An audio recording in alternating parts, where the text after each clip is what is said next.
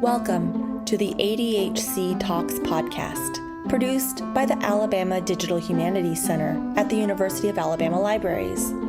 I'm your host, Sara Whitver. This video podcast documents digital humanities research through semi-structured conversations with DH scholars and practitioners. We record 4 episodes each semester, caption them, and publish them on YouTube. Our guest today is Dr. Lauren Cardon. Lauren is Associate Professor and Director of Graduate Studies in the Department of English here at the University of Alabama. She specializes in 20th century and contemporary American literature, cultural studies, and critical pedagogy. Lauren has a long history of partnering with the ADHC to give her students the opportunity for multimodal research in the literature classroom. Today, she is joined with one of her undergraduate students, Maylee Hamlet, who was enrolled in EN 361 and worked on the project that we're going to talk about today. Welcome, Lauren and Maylee. Thank you so much, Sara. I'm Lauren Cardon. I'm, as Sara said, the Director of Graduate Studies in the Department of English. And my research is on 20th century and contemporary American literature and inclusive pedagogy.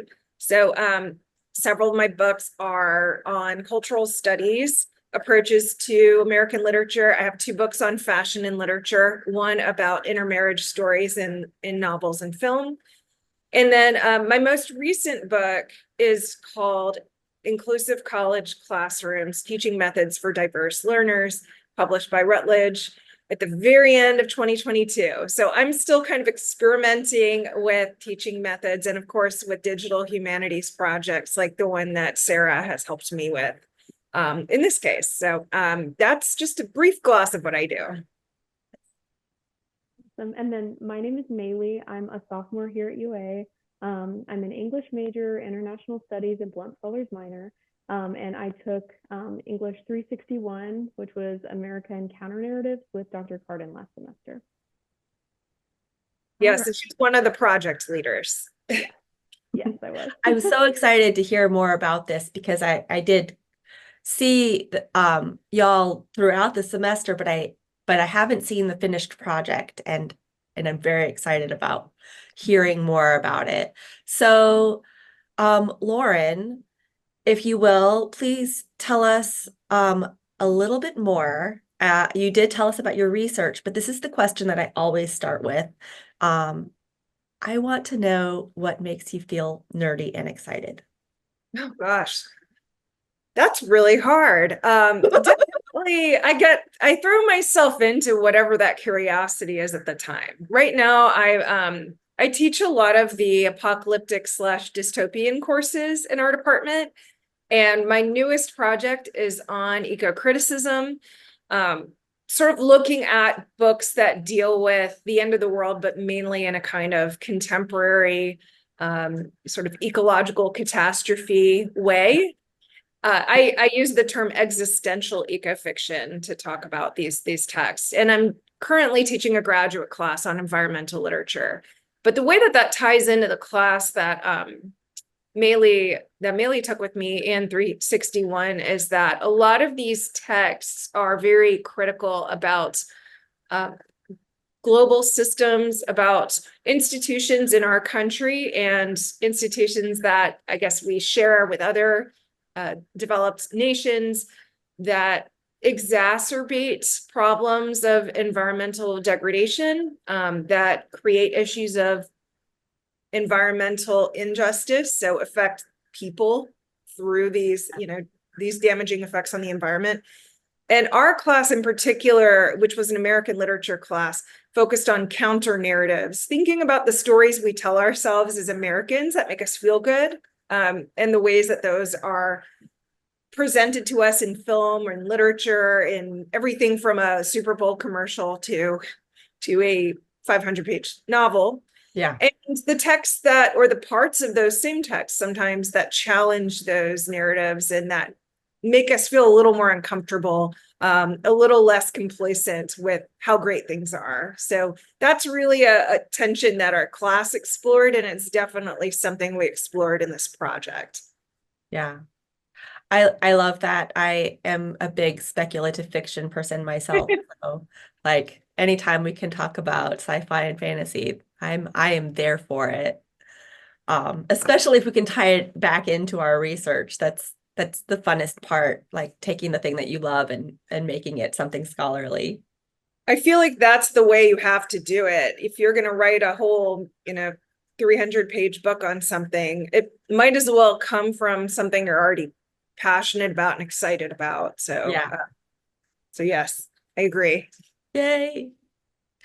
So I'm going to launch into a little bit more of a scholarly question and ask you, what is your history with digital humanities? And I know that we touched on this briefly a little while ago before we pushed record, and we were counting the number of projects that you've done with the ADHC, and it's a substantial number of projects.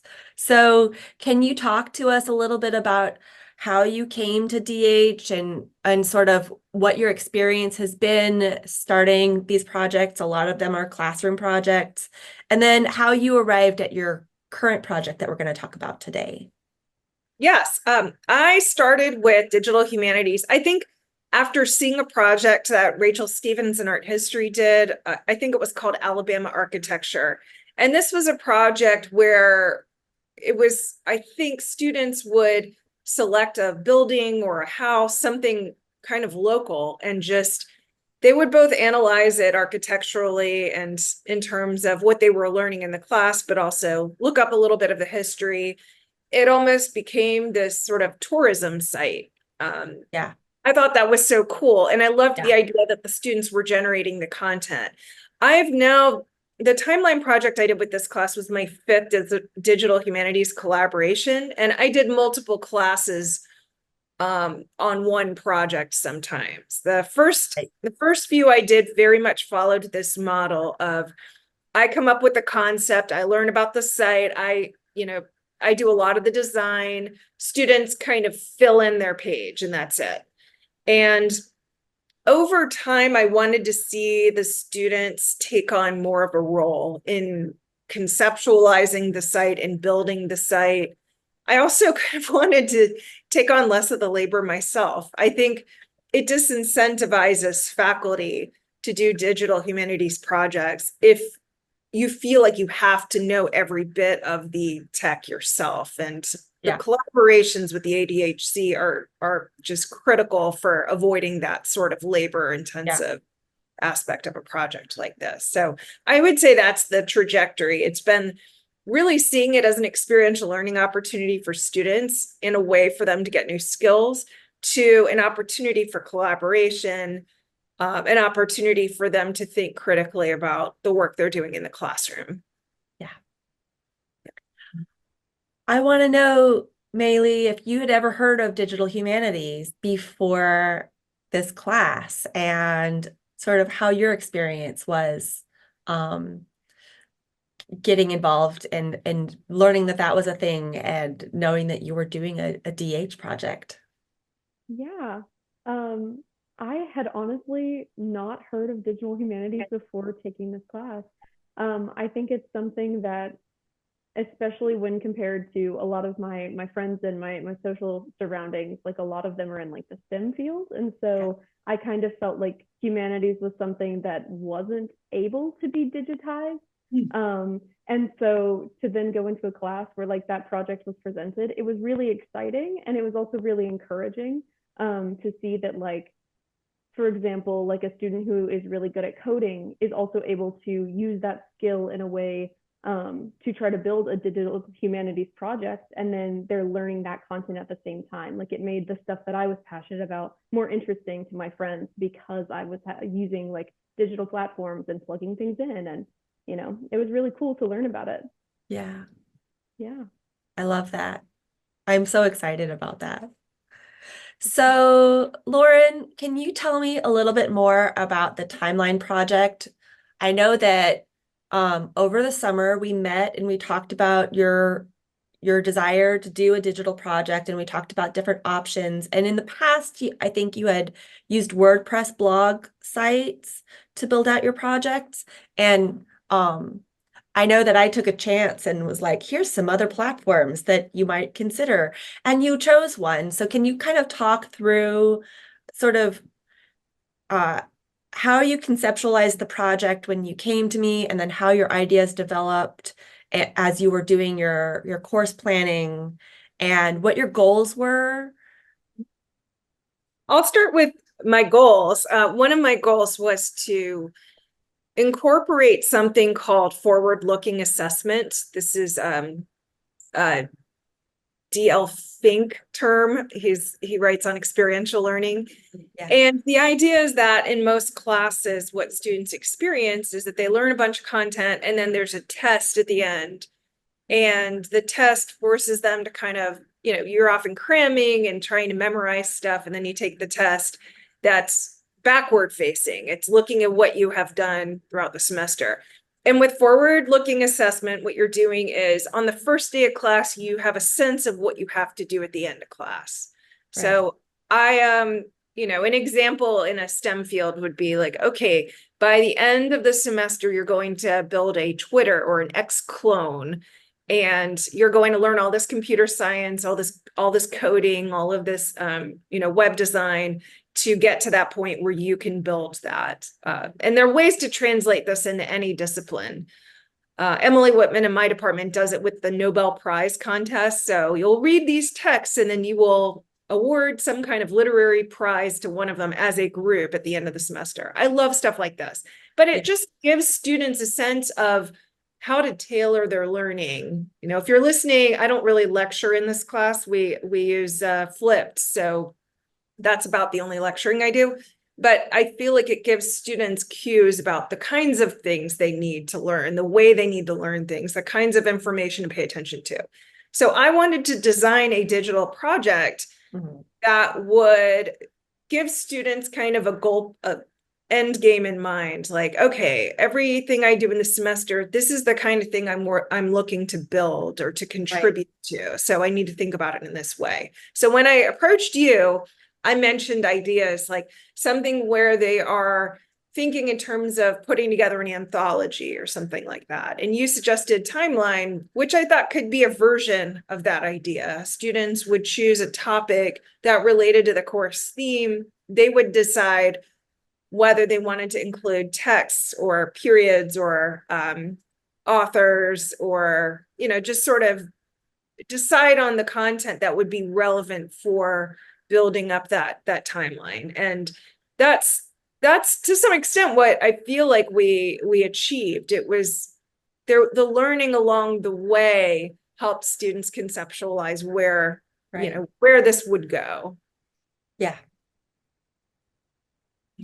I don't know if Maylee, that's how you conceived it as well, but I'd be curious to hear your perspective on how this played into the learning that happened on a day-to-day basis in the classroom, or the exercises we did on a daily basis. Yeah, I mean, we knew about it from the beginning. The Digital Humanities Project was on the syllabus. And so then coupled with the readings, as Dr. Cardon said, all of it was leading towards like, how are we plugging this into kind of the bigger picture that we were attempting to create? So for me and my classmates, that kind of looked like trying to read past like summarizing what the book was talking about when we did daily quizzes, where we had to give like a brief answer to a question. And a lot of those questions that Dr. Cardon presented would be really emphasizing the analysis as opposed to just, like I said, a general summary of the work. And so reading deeper into it, which really helped us to create a solid foundation for the project. So the project became less overwhelming because instead of being we are now having to look at analysis of this project like we haven't before, it was something that we were comfortable with, which was then making it easier to look at the new things for us, which was putting this into a digital space. So that was something that was also a challenge and also new and a little uncomfortable, but it made it easier because we had that baseline established of knowing the way that we were going to attempt to go about it, even if we had to go through and do more analysis, which we did for the project. But yeah, I think that's a really good way to put it. One, in terms of the ways that the prompts that I would give you both for those daily response quizzes and for the group work during the class. You would the class would typically be divided into 4 groups, and each group would get a series of prompts. The idea is to get students to take a stand and to make arguments about what they're reading, as opposed to just telling them, here's what you need to get out of this, or just having them summarize things. So it might be something like, okay, so this author tells what feels like a very typical immigration story. We've already talked about what the sort of dominant narrative immigration story is in the US. Students had mapped that out on the board. And it's this story of like rags to riches, poverty to success, oppression to freedom. And so one thing I might say is, how does this author reinforce that narrative? And what are some ways that the author subverts it and shows how it's kind of a limited view of the immigrant experience? And so students are summarizing things, but they're also taking a stand. They're giving a claim about it. When that translated to the Timeline project, one thing I pushed back on a lot when I looked at some initial drafts is like, okay, so you're summarizing this book, but you have this theme for the timeline. Can you make arguments instead about how this book contributes to that theme? In what ways is the author contributing to this theme, subverting some of these ideas about American culture or American values? And I think the students at least had practice doing that, even if it was still a little bit more intimidating doing it on a public-facing website. Yeah.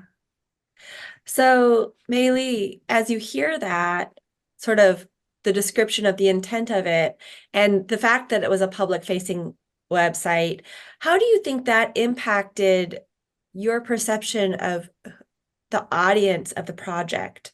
Because I think a lot of times in a class like this, because we are writing and turning it into one person as our professor, like in our brains, our work, the audience for our work is that sole individual who is grading us.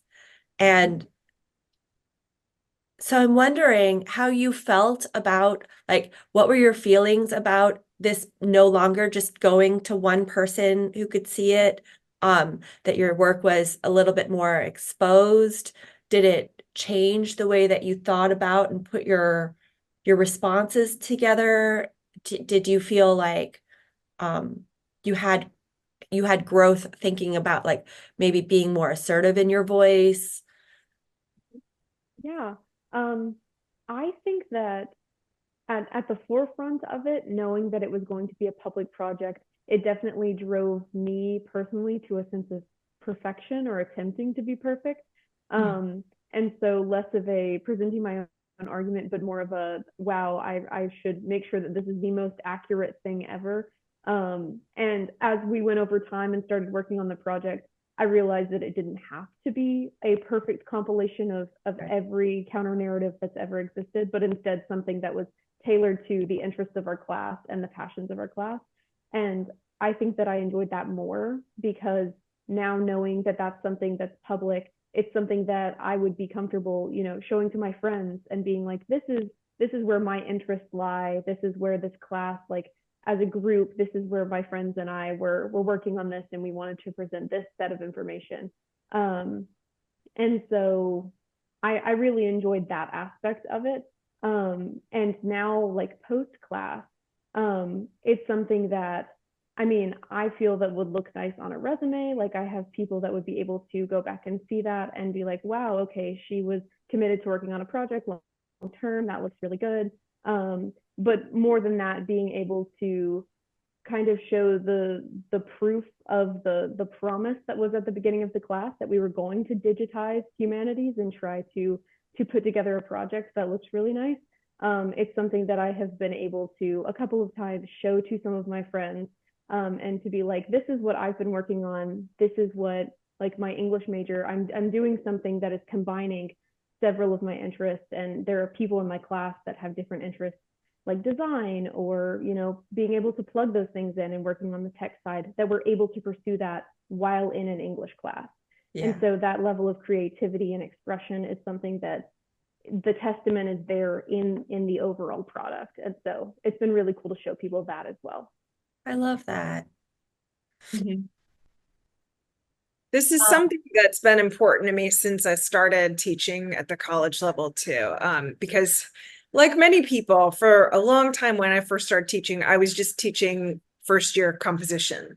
And I don't mean to say just, like, that's the only thing I taught, not, not that I didn't enjoy teaching it, but because I was teaching that particular class and only that particular class for so long, I really started thinking about papers in a different way. I didn't like that idea of, I think when the only type of assignment is a paper that is only read by the instructor, then students think in terms of what the instructor wants instead of kind of taking pride and ownership in their work. And one of the values I emphasize in the inclusive pedagogy book is agency, fostering agency among your students. We want students to make choices in how they learn, and it's not something you can just bestow on them. It's something you can promote through your teaching methods. And I think one thing I did in those very early classes was I would just give a list to students to think about where they could use their essay again. Here's some places that publish undergraduate essays. Here's our departmental newsletter where we could potentially publish it. Here is a student award on campus for the strongest essay among first year students. Here's a job posting that asks for a writing sample of the length, that we're working with here. So it was more getting them to think of something that would be useful beyond just my eyes alone. And that could become an incentive for them to feel a little more connected to what they're writing and a little more invested in it, but also to get out of the idea that it's about what I want, what I need to see, and more about what is good writing? What is a good essay? What would make this relevant for a broader audience or get people excited to read it? So I think that shift is really important, whether it's a digital humanities project or just a way of presenting the assignment. 1000%. Absolutely.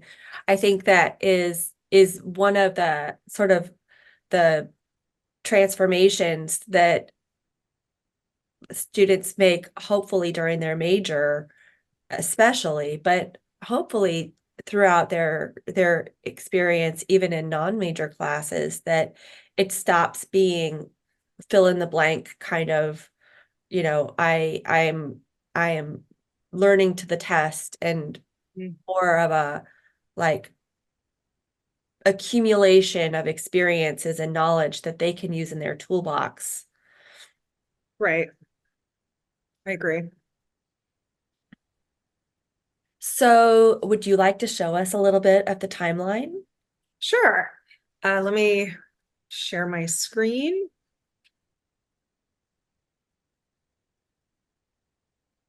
Actually, just 1 second. Yeah. Okay.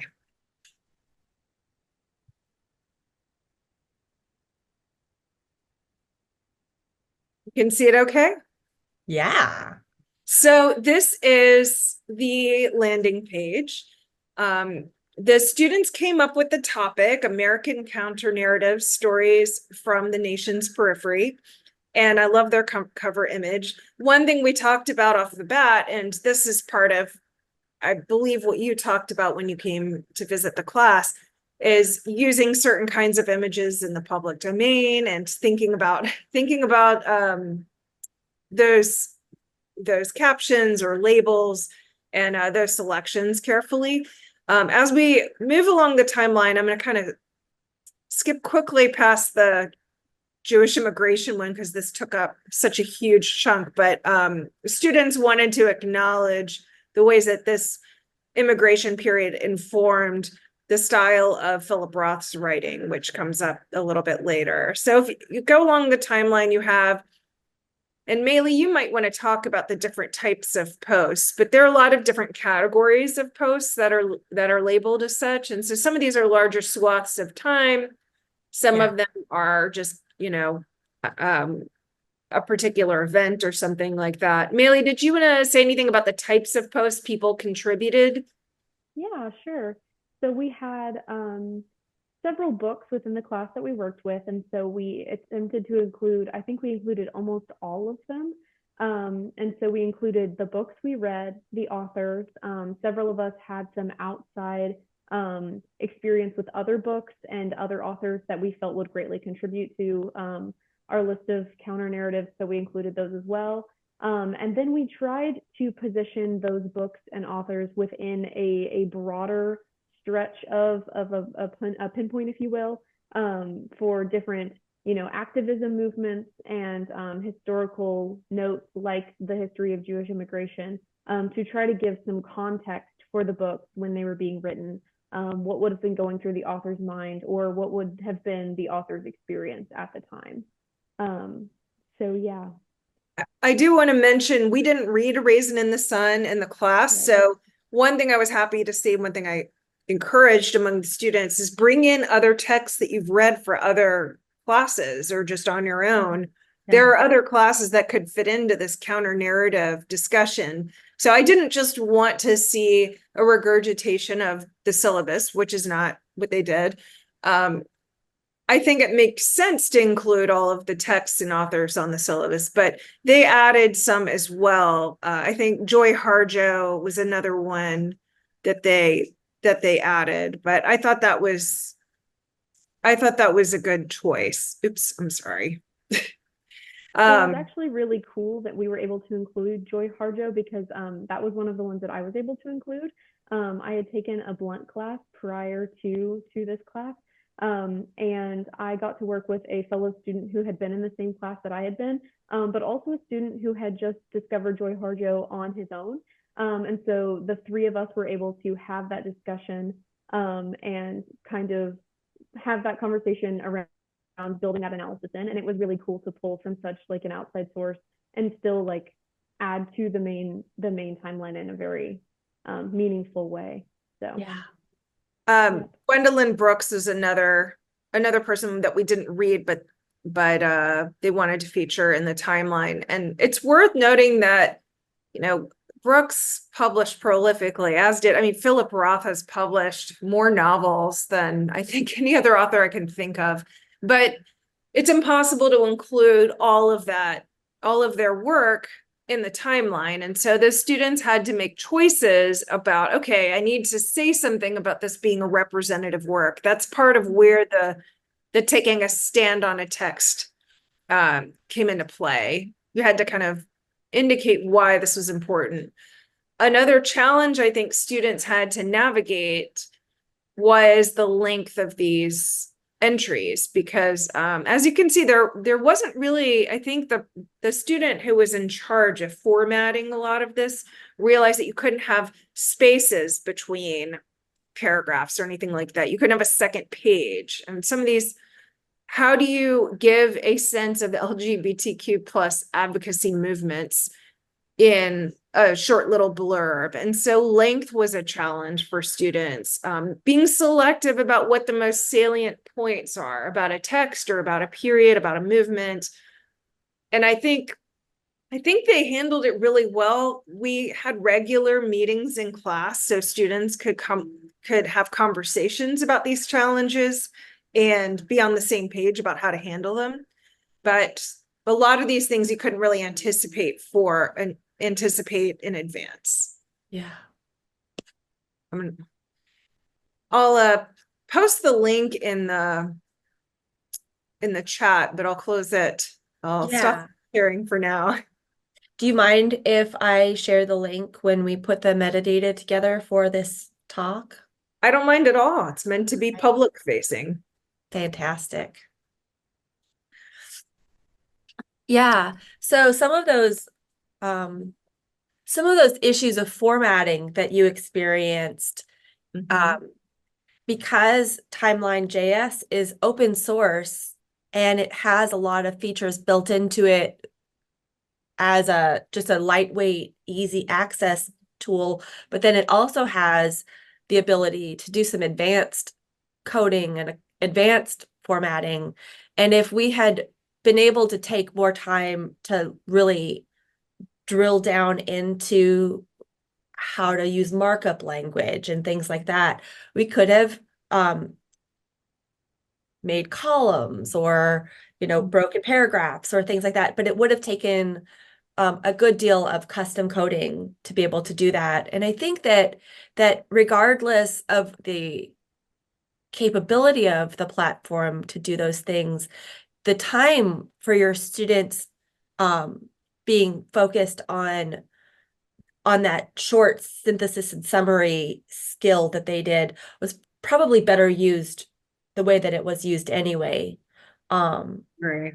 Because I think that's one of the balances that you really encounter, or one of the challenges that you encounter when you're doing a DH project like this for a class is how much time do you take onboarding your students to new technologies that they are going to have to spend time practicing and developing skills for, and how much do you use that technology without having to onboard them with all of that stuff in order as a vehicle for the purpose that you're focused on, that the class is supposed to be about.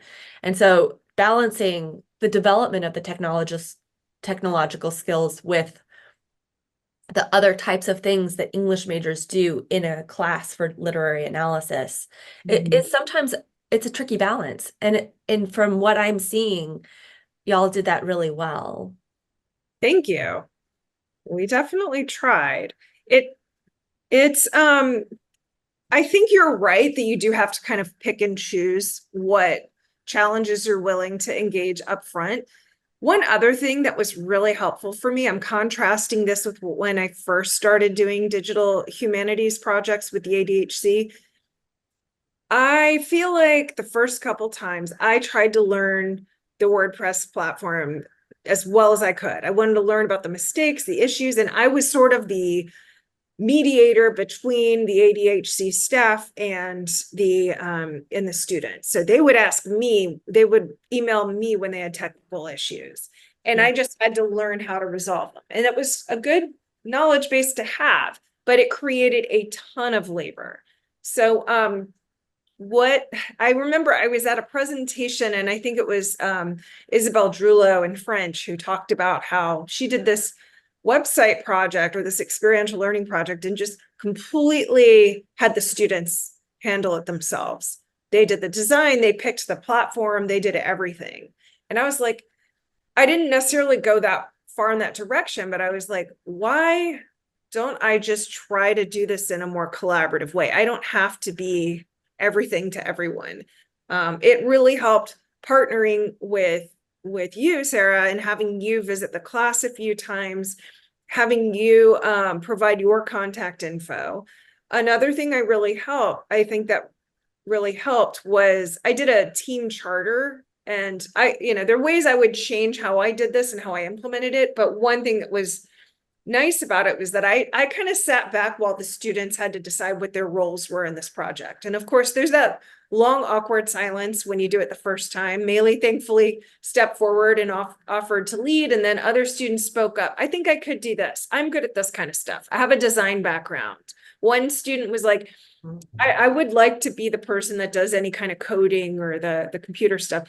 And when that student ran into any kind of technical issues, he knew to contact you, Sara, instead of me. He might let me know and say, this is a problem I'm running into. And I'd be like, yeah, you should reach out to Sara about that. And it made, because to me, while I think it's great for students to get some of these technical skills that they'll need to see how you put together a digital project, to think about how it's different to build content for a website versus in an essay form. They're skills they're getting out of this, even if they're not the ones actually doing any coding. I want them to get that, but the emphasis was still on critical thinking and, the learning goals of the course itself, rather than turning it into more of a computer science class. Right. I think that is you know, that's a challenge for every single DH project in a classroom is sort of that balancing act of how much tech related instruction do you need? How technical do you want your project to be?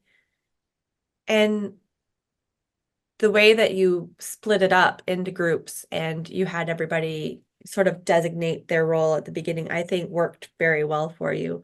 I think it also helped that you had already done some DH projects and you had a very clear vision. Whenever I work with you, I'm always very impressed at your clear, like, this is what I want. You're able to articulate, like, this is what I want. These are what my goals are. This is how I want my students to be able to interact with this thing. And that helps so much with the implementation of a project like this, because if you go in and you're like, I don't really know, and we're all just going to learn it, and then you learn something, but sometimes you don't learn the thing that you set out to learn. So No, I agree. I think that's a good way to put it. The having a clear sense of, it doesn't have to be a clear sense of what you want a website to look like or what platform you want to use. I didn't even know about Timeline when I approached you. It's more about having a sense of what you want students to be able to do. So for me to say, I want this to be, it was really important to me that this was a group project as a whole class. I'd never really done that before to that extent, where the grade was going to be, there was a group component to the grade, even though there were individual grades given. yeah. And I wanted to create an environment where students were really having to think about, okay, I'm maybe not a leader, but I'm a very good editor, or I'm someone that I'm good at putting together. There was a student that I think this actually ended up being one of the most instrumental roles in the group. Maylee, I'm not sure if you agree. But there was a student that just came up with the idea of like creating Google Sheets and having students sign, like creating roles for people to sign up for, creating lists of authors and entries that we definitely needed that students could sign up for. That was like a game changer. And Yeah. you have to have a student step up to that role and think of that. I didn't say someone needs to do this. It was actually really amazing. That student is now one of my good friends, and we became friends through the class. And so the way that conversation went about was that person was wondering how they could contribute, what they could do to use their skills to try to help this project. And one thing that they are very good at is organizing things and making things easier for the overall group to access. So we had a meeting outside of class after class one day. It was like a 20-minute conversation where we sat down and we were like, how can we make this project move more efficiently for the students that, you know, not everyone is going to have the capacity every semester to be 100% and all in. And we have heard some of that from our fellow students where people were saying, oh, I've just had a really busy week. I can't really do this right now. But we were still, you know, needing to move ahead with the project. We needed to make sure that things were getting done in a timely manner. And so that student suggested it, and it made things so much easier on our end as well, to try to organize things based on, here's a job description, here, please sign up for this. And then people were really able to take accountability. And it really helped us to see, you know, who we needed to encourage along and say, hey, we're a little late on this, we need to move this forward, and things like that in a way that was really fair to everyone, or hopefully fair to everyone. So, yeah. I think that you're bringing up something that I really want to emphasize about doing this as a group project, because again, there's a big difference between doing what I was doing in some of my earlier projects, or what I think that Alabama architecture project is, where students are just responsible for their own entries versus actually having to work together. And one thing that I tried to emphasize on the front end was, you are going to be in team settings. You know, if you become an academic, you're going to do committee work. And some people are going to do more work. Some people are going to be leaders. Some people are just going to be like, tell me what you want me to do. You are going to, I've done collaborative publications. I've done, you know, any field that you're in, you are going to have to work with a team in some form, in some capacity. And there is no way to correct for that in the classroom. You are not going to get, in our case, we had 14 students. You're not going to get 14 equal contributors, nor do you really want that. I think the nice thing is that you're also not going to get just one leader. You're going to get a handful of students that emerge as people who really do want to see the project as a success. And it's not just because they're great, it's because they are committed to doing good work. And you may have a couple of students that don't do anything, but that's really rare. What I saw was that, just as an example, we have one student that I interpret, I'm not sure if this is true, as more of an independent learner. But the student was willing to take on a lot of the technical work, and I think contributed in a really valuable way. There's another student that didn't speak up in class much and perhaps didn't like to assert herself as, you know, a leading voice, but I think did a lot of behind the scenes work, and that has to be factored into the scaffolding of the project too. One thing I asked students for in terms of what I would assess was a project narrative where they had to kind of take me through how they saw themselves as contributing to the project. So, and also students could comment on how they saw the project coming together. You know, a lot of students would give shout outs to students they felt wouldn't be as visible as contributors, but you know, I think this speaks to what Maylee's saying about how friendships kind of emerged from this, and just a collegiality that I really liked to see. And this is just part of a bigger endeavor to promote more group work in the classroom. I think that creates more of a learning community. It helps students feel less alienated. It's not an easy process, and it has problems. There are things I would do differently, but I think that was one of the good things that emerged out of this project too. Yeah, absolutely. I mean, I mentioned this before the Zoom, but I'd like to reiterate it again. This was one of my only classes where we had this kind of discussion-based learning, and then putting that together into a group project in this way. I'm in a lot of classes this semester that don't even have me contributing in that way at all. And so to have a class where it wasn't just professors speaking towards us and like giving us that information, it was actually Dr. Cardon presenting us information, but then allowing us an opportunity to discuss that with her and to really come up with our own, like she said, our own arguments and how we wanted to present that material. And I've come away from this with several people that before the class we were friends and after the class we're friends, but also some new friends along the way. And that's something that has been hard to find in college thus far in different class environments. And so this was really suitable to that. And so I'm very thankful for this class and the friends that I've made through it. So, well, that makes me very happy. It's the dream. yeah. So Yeah. I have one last question, and that is sort of what's next? What's on your mind for, like, do you have any ideas for any like new DH projects or what's next on your plate, Lauren? And then also, Maylee, like, what are you gonna do next? Like, what happens after this? How do you take this with you? Yeah.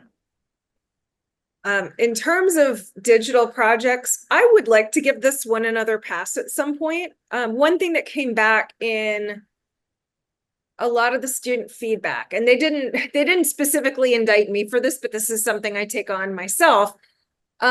You have students that sort of get it, that are like, I'm comfortable taking a stand and doing some analytical work in these posts. And you have students that are, in a way, kind of taking a Wikipedia post and summarizing it or shortening it. And what I think happened was that some of the students that were really committed to a particular vision for this project would end up having to revise those or tweak those or do the extra work. But that's great for the project. But the problem is that I would rather see those individual students learn how to make that jump. And I feel like they did to some extent. And students did also have a kind of final exam where we did some of the prompts that we'd been doing throughout the semester. But I wanted to see them do that work in the project. I think there are ways I could scaffold the project a little bit more.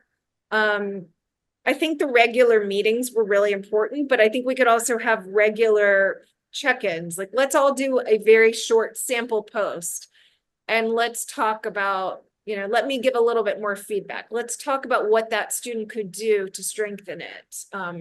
So I think there were ways that I could scaffold it better, both to avoid that additional labor for some students, but also just to help some of these other students learn that I think are very capable of learning how to strengthen those posts. So, yeah, I mean, in the bigger picture, this is really just what I want to see in general, a stronger learning community in the classroom, students getting a holistic vision of the class where there's nothing where they feel like, I don't get why we're doing this. I don't get why I'm taking this quiz. I don't get why we're doing this group activity. I don't get why I have to study for this exam, or I want everything to make sense together as part of like, here's how I am helping you get from here to here. So that's really the end game for this. Yeah. Yeah, and then for me as a student, I mean, one of my main hopes, and this is not necessarily something I can contribute to, but that more professors like Dr. Cardon will be incorporating these projects. I am supposed to finish college in a year. I plan on going to law school. So some of these opportunities are things that I wouldn't necessarily see later on or would be working on later on, but it's something that I hope to look back to. And also for the future of the English department, I've seen other professors that I've had doing other things to kind of change things up and incorporate some kind of new concept into classes and hope that it spreads. And so this is one of those things that I'm looking forward to seeing that, especially as the English major progresses and seeing my friends go through it and enjoy it as well. And then again, that community building aspect of it too, like the fact that I get to go and I have this project to look back on, and that experience and the knowledge that I gained from it as well. Like I'm able to look back on this class, not as something that, learned content, memorized it, took the test, but like Dr. Cardon said, something that from the beginning, I was trying to build that argument in my head and present this timeline. And so now that we've done that, I've come away with some of my own personal opinions and knowledge on counter narratives. And it makes me more critical of books that I'm reading now for other classes. Like I'm learning how to better analyze and search for counter narratives and that's something that is a skill that I have built because of this class and because of the forward thinking of it all. And so that kind of life lesson thing, I feel like is really big, regardless of where I end up and what I end up doing. So.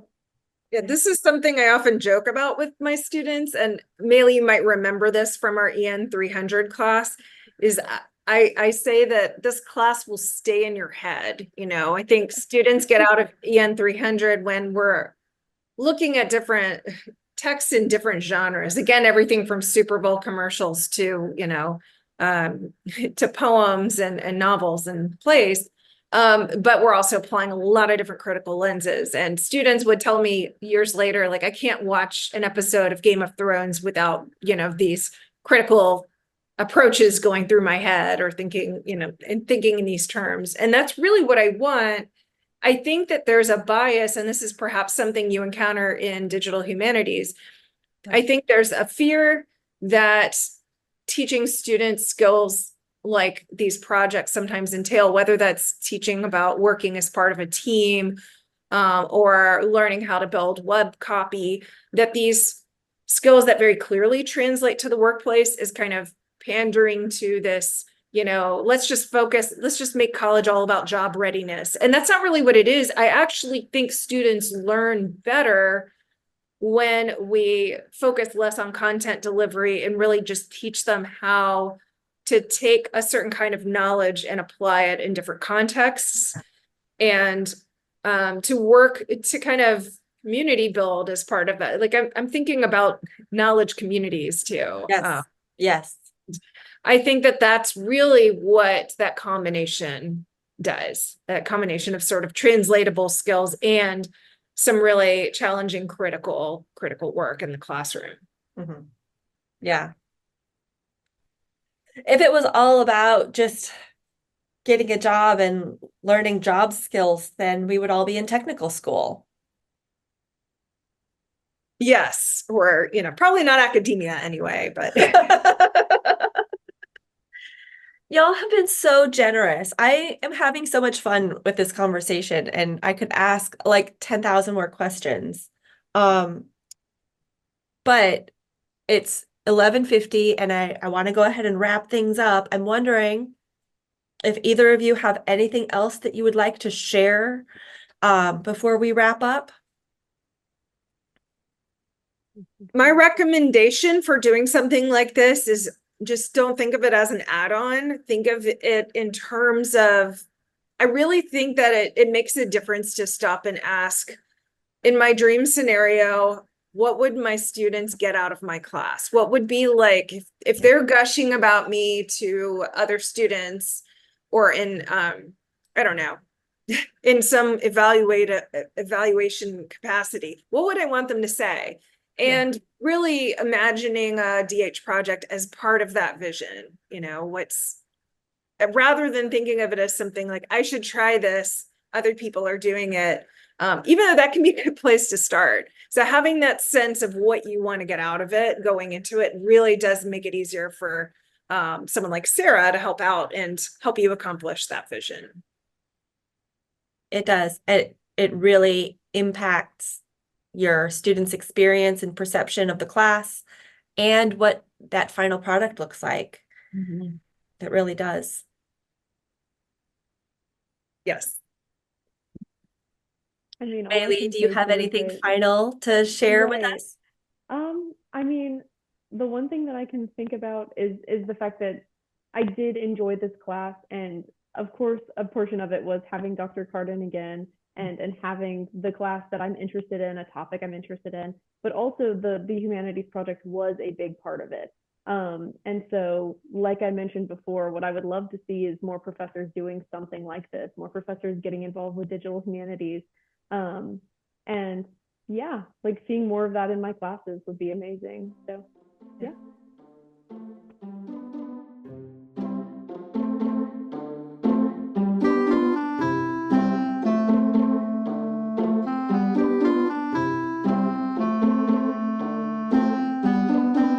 This episode of ADHC Talks has been brought to you from the campus of the University of Alabama. This is Sara Whitver. Join us again next time to hear more about DH folks and their super cool projects.